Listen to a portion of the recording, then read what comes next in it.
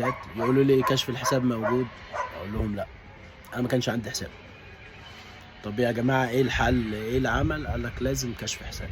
فضلت اتصل بشركات كتير لحد ما اتصلت بشركه قالت لي لا لا لا مش لازم كشف حساب. قلت زي العسل، خدت السجل التجاري والبطاقه الضريبيه والباسبور ورحت مسافر على القاهره. ادينا الشركه الورق.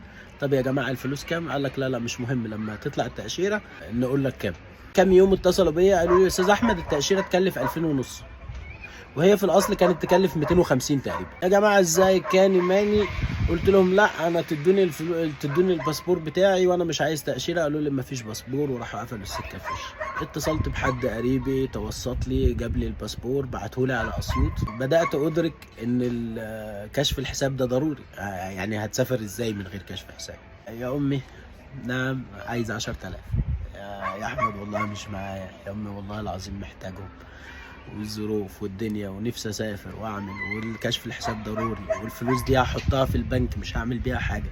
قالت لي انا في فلوس بتاعت اخواتك خليهم عندك، يعني دول امانه خليهم عندك ما تجيش ناحيتهم. قلت له خلاص. خدت الفلوس رحت عملت فتحت حساب.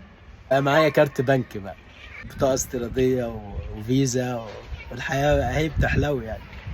اخويا في السعوديه فضل يزن على امي، يا امي سافري تعالي اعملي عمره، تعالي اعملي عمره.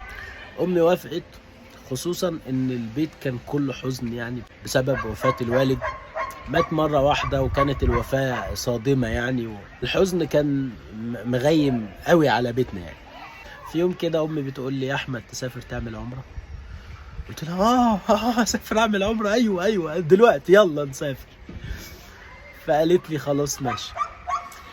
انا واخويا محمود وامي في مصر، ومحمد ووائل كانوا في السعودية. فاحنا طلعنا تلات تأشيرات وسافرنا احنا التلاتة علشان نتقابل هناك.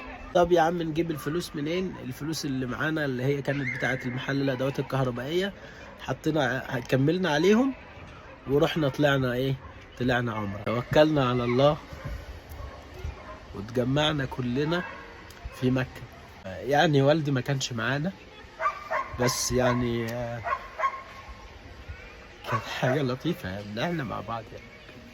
شاءت الأقدار إن أول ختم يتحط على الباسبور يكون زيارة لبيت الله الحرام. زالت العمرة هم كبير من اللي كان محوط علينا، خصوصا إن كان ليا أخ يعني ما حضرش الجنازة بتاعت والدي لظروف شغله وكده. فتحس كده إن روحك رجعت لك وإن ربنا بيطبطب عليك. هتعوز إيه تاني؟ أنت في أجمل بقاع الأرض مع الناس اللي بتحبهم وبيحبوك. الحمد لله حاجة لطيفة خالص. ودي صورتي أنا وأمي وإحنا بنعمل العمرة. ما تنسوش اللايك والشير والحاجات الحلوة دي.